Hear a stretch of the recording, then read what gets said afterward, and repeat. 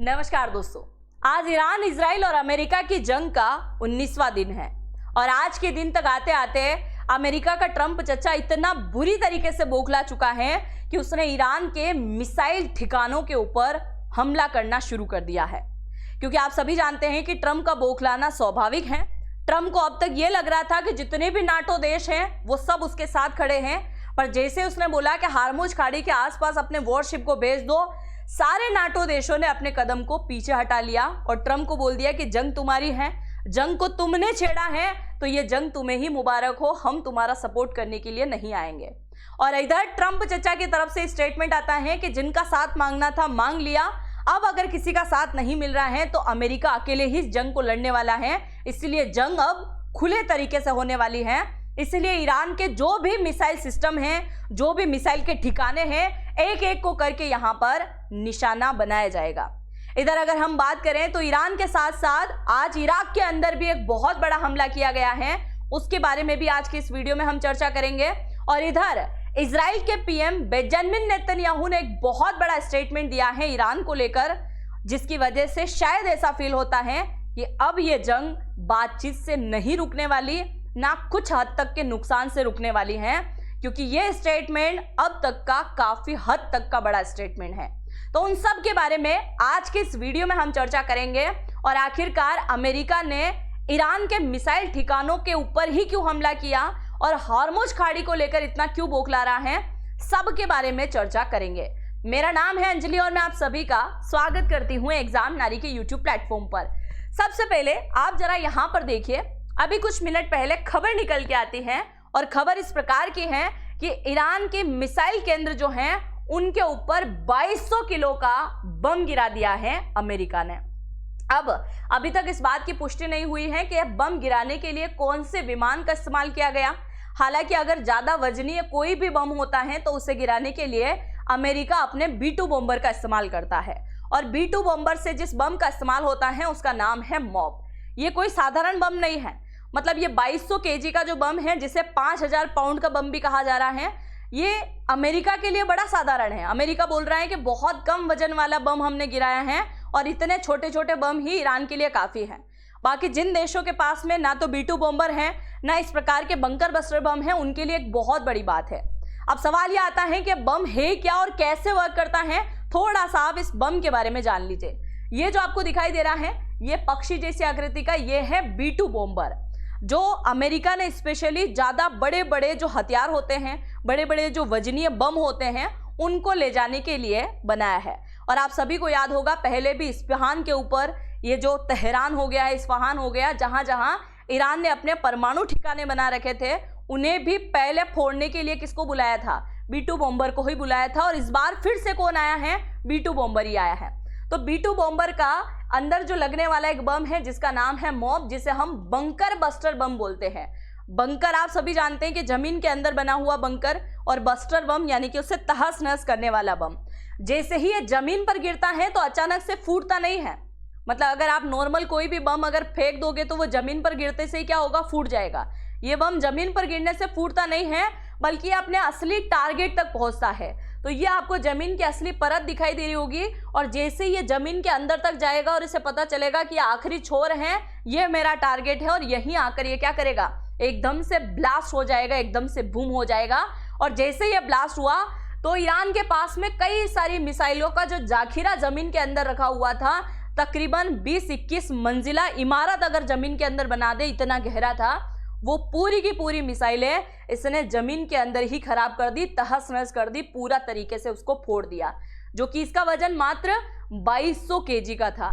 America के पास में इससे भी ज्यादा खतरनाक और भी हथियार हैं जो कि और भी ज्यादा वजनीय हैं, पर इससे फोड़ दिया।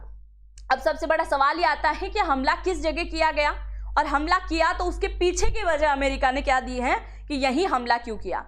ये आपको मैप दिखाई दे रहा है जो कि खाड़ी देश का मैप है, और खाड़ी देश में ये आपको दिखाई दे रहा होगा, ये रहा ईरान। ईरान के जस्ट नीचे की तरफ अगर हम चले दक्षिणतम भाग में, तो ये आपको एक स्थान दिखाई दे रहा होगा जिसे कहा गया है हार्मुज खाड़ी।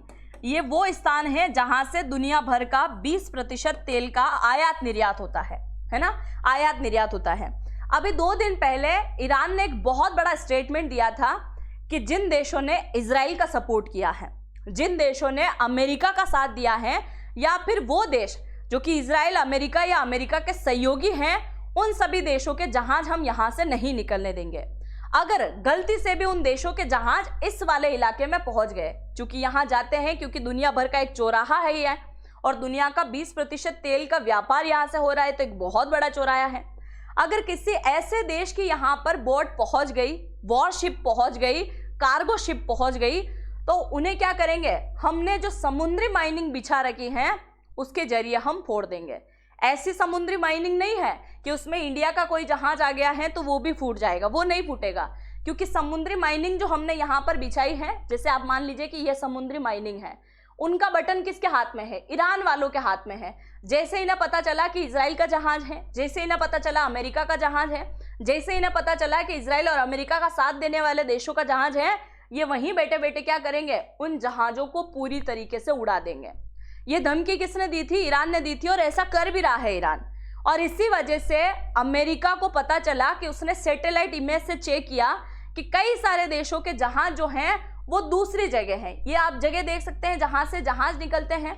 अमेरिका ने क्या किया, सैटेलाइट इमेज से पता लगाया कि कई सारे देशों के जहाज एक स्थान पर इकट्ठे हो रहे हैं। मान लीजिए कि यहाँ पर इकट्ठे हो रहे हैं, यहाँ तक नहीं पहुंच पा रहे हैं, यहाँ सेफ जोन में खड़े हुए हैं, और कई सारे जहाज यहाँ पर आकर फंस गए। ईरान की डर की वजह से वो आगे नहीं बढ़ पा रहे हैं, और जब वो आगे नहीं बढ़ पा रहे हैं तो दुनिया भर का व्यापार यहाँ से रुकेगा, और जब दुनिया भर का व्यापार रुकेगा तो तेल की कीमत आज 100 बैरल तक पहुंच चुकी है, तो इससे भी ज़्यादा पहुंच जाएगी। तो दुनिया में एक बहुत बड़ी हलचल मचेगी, अर्थव्यवस्था पर इफेक्ट पड़ेगा।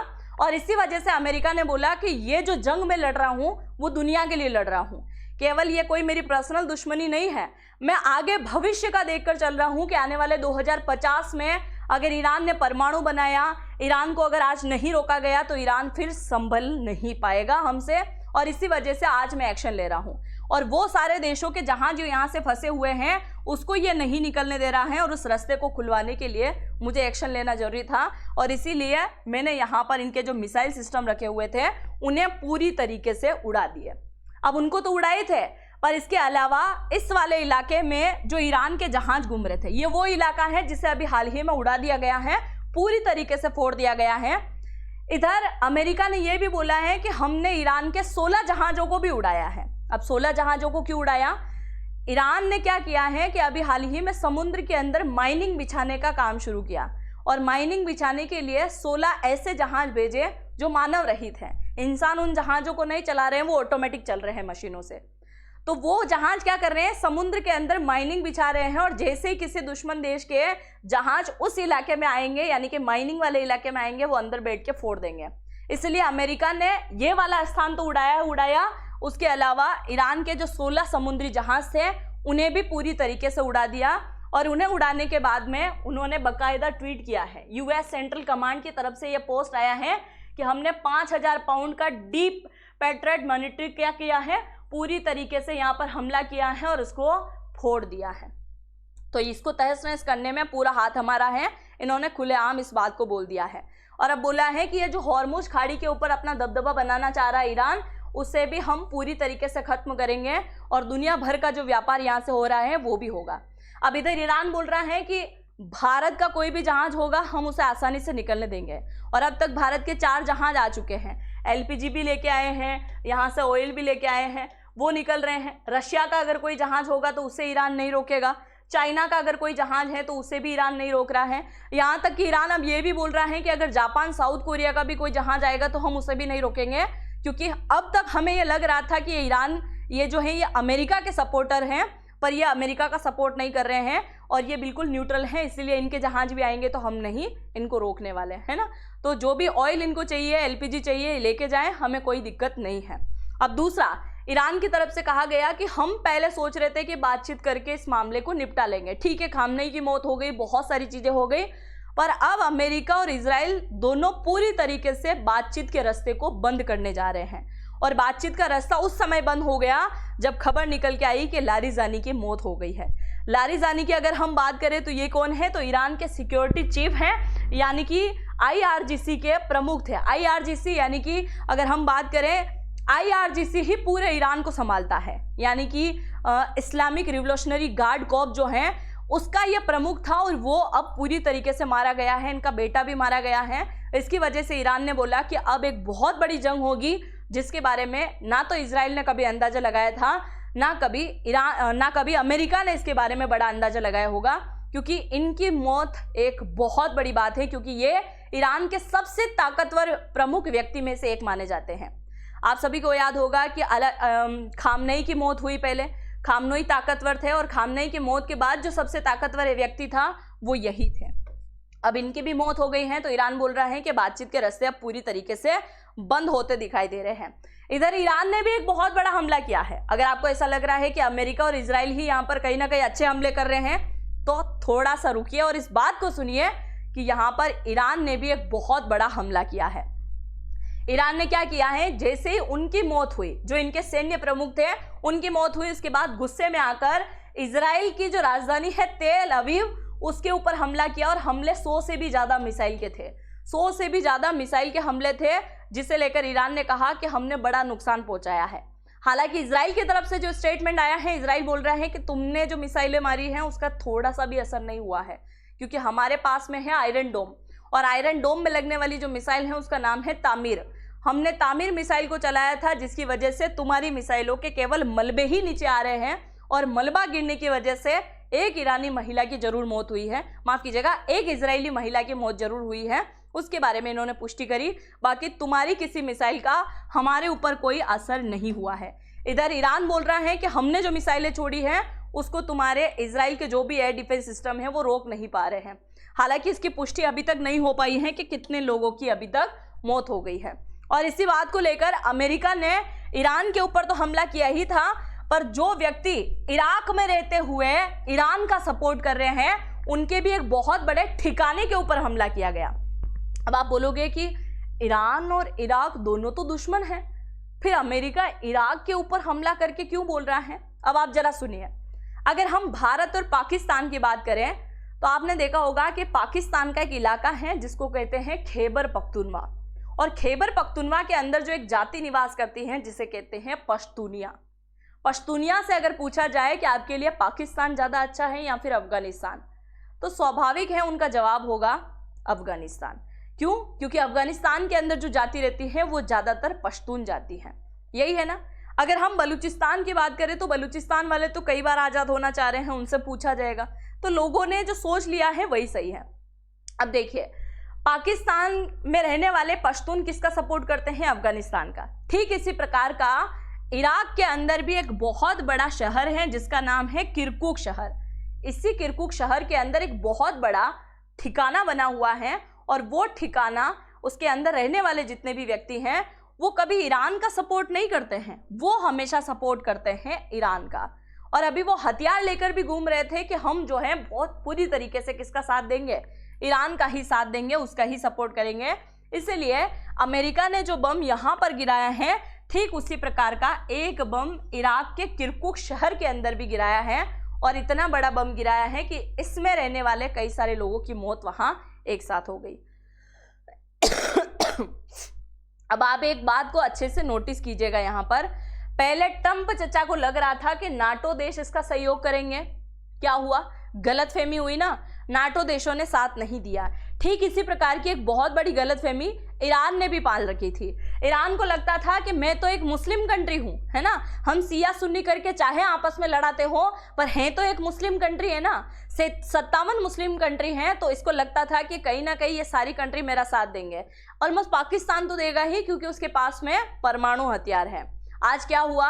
एक भी मुस्लिम कंट्री इसका साथ देने के लिए नहीं आई है, सब ने अपने कदम पीछे हटा लिए है, और खाड़ी देश में जितनी भी मुस्लिम कंट्री हैं वो किसका साथ दे रही हैं? वो सब के सब अमेरिका का साथ दे रही है। इसलिए ये बात यहाँ से पाकिस्तान को भी समझ लेना चाहिए। पाकिस्तान जो बार बार बोलता है ना कि मेरा साथ चाइना देगा, मेरा साथ तुर्की देगा, या मेरा साथ 57 मुस्लिम कंट्री देगी, तो उसे भी ये बात को अच्छे से समझ लेना चाहिए कि अगली बार की अगर कोई बड़ी जंग होगी तो उसमें किसी भी मुस्लिम देश से ये उम्मीद मत करना कि तुम्हारा साथ देंगे, क्योंकि जिन देशों ने ईरान जैसे देश का साथ नहीं दिया वो पाकिस्तान जैसे देश का साथ क्या ही देगा। एक बहुत बड़ी सोचने वाली बात है, तो ये गलतफहमी भी यहीं से दूर हो जाएगी। अगर हम बात करें कि अब तक जो 19वां दिन चल रहा है जंग का, उसके बीच कितने लोगों की मौत हो चुकी है, तो सब साइड के मिला के 2401 लोगों की मौत हो गई है, जिनमें सबसे ज्यादा लोग मारे गए हैं ईरान के। 1444 लोग कहाँ के मारे गए हैं? ईरान के मारे गए हैं। वहीं हम इजराइल की बात करें तो 15 इजराइल के व्यक्ति मारे गए हैं, और ये रिपोर्ट है 16 मार्च तक की, है ना। तो इतने सारे लोगों की यहाँ पर मौत हो गई है। दूसरा, इजराइल के पीएम जो है बेंजामिन नेतन्याहू, उन्होंने कहा कि आज अमेरिका ने यहाँ पर बम गिराया है और पूरी तरीके से ठिकाने को तहस नहस किया है। ईरान के जो भी मिसाइल के ठिकाने थे उनको उड़ाया है। अब अगली बार जो हमला होगा वो अमेरिका नहीं करेगा, अगली बार का हमला इजराइल करेगा, क्योंकि हमारे पास में भी जो है कई सारे बंकर बस्टर बम मौजूद हैं, वो ऐसे ही पड़े हुए हैं, हम उनका उपयोग करने वाले हैं, क्योंकि ये हमने अमेरिका से 2005 में ही खरीद लिए हैं। तो अब उनको चलाने का समय आ चुका है, इसलिए अगला हमला जो होगा बंकर बस्टर बम से वो अमेरिका नहीं करेगा, वो करेगा इजराइल। और इजराइल बोल रहा है कि मेरे मोसाद पहले से ही पूरे ईरान के अंदर घूम के आई है, तो हमें पता है कि हमला कहाँ कहाँ करना है। इसके लिए इजराइल पूरी तरीके से अब बहुत बड़ी तैयारी में लग चुका है। साथ ही इजराइल के पीएम ने एक स्टेटमेंट दिया कि आपने सोचा है कि आप एक नया सुप्रीम लीडर यहाँ पर बना देंगे। पहले था ना कि खामनाई का बेटा है, हालांकि वो सार्वजनिक रूप से सामने नहीं आया है, पर अब तक अगर माना जाए तो वही है प्रमुख लीडर।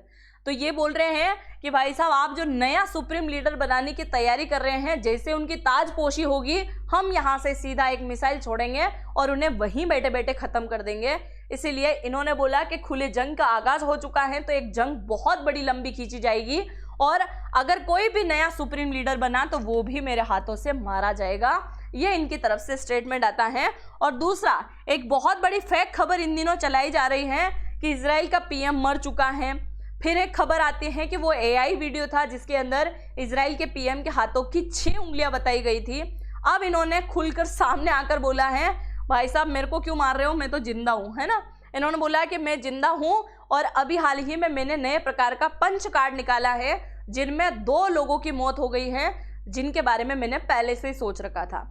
एक तो आप जानते हैं अभी कल परसों ही ईरान का एक सिक्योरिटी गार्ड मारा गया, और इससे पहले जो मारा गया था वो था खामनेई। अब कहा गया है कि 3 और व्यक्ति मेरी लिस्ट में हैं जिनका मरना अभी बाकी है। तो अब देखने वाली बात यह होगी कि इजराइल 3 और कौन से लोगों की मौत की बात यहाँ पर कर रहा है। तो ये एक बहुत बड़ी सोचने वाली बात है। बाकी इस जंग को लेकर आप क्या सोच रहे हैं? क्या यहाँ पर इजराइल आपको सही नजर आ रहा है, ईरान आपको सही नजर आ रहा है, या फिर अमेरिका जो आगे भविष्य की सोच कर चल रहा है वो सही नजर आ रहा है, या फिर यहाँ पर नाटो देशों ने जो पीछे कदम हटाने की कोशिश करी है वो फ्यूचर में आने वाले टाइम में उनके लिए सही होगा या गलत होगा, या फिर यहाँ पर जो इस्लामिक कंट्री ईरान का साथ नहीं दे रही हैं, इन सब के बारे में आप क्या सोचते हैं जरूर से लिखिएगा। क्योंकि अगर रही बात भारत की, तो भारत के लिए ईरान पहले से ही बोलते आया है कि भारत हमारे लिए अच्छा मित्र है, उसके लिए हम कभी भी मुसीबत खड़ी नहीं करेंगे। अगर वो अपने जहाज यहाँ से निकालना चाहता है तो आसानी से निकाले। आप जो भी सोचते हैं अपनी राय को जरूर से कमेंट सेक्शन में लिखिएगा, और अगर आप चैनल पर पहली बार आए हैं तो सब्सक्राइब जरूर से कर दीजिएगा। जनरेटिव एआई को अगर आप सीखना चाहते हैं तो इसी वीडियो के कमेंट सेक्शन में पहला कमेंट आपको मिलेगा एग्जाम नारी के नाम से, उस पर जाकर टैप कीजिएगा। ऐसा फॉर्म ओपन होगा जिसमें full name, email ID, phone number, OTP, जो फ़ोन नंबर डालोगे उसके पास सेंड ओटीपी करोगे तो आएगा। उसके बाद डिस्काउंट प्राप्त करने के लिए आपको नारी 100 कोड का इस्तेमाल करना होगा। आप जैसे इसका इस्तेमाल करेंगे आपको यहाँ पर अच्छा खासा डिस्काउंट मिल जाएगा। हम मिलते हैं नेक्स्ट वीडियो में, और आप अपनी राय को कमेंट सेक्शन में जरूर से लिखिएगा। जय हिंद, जय भारत।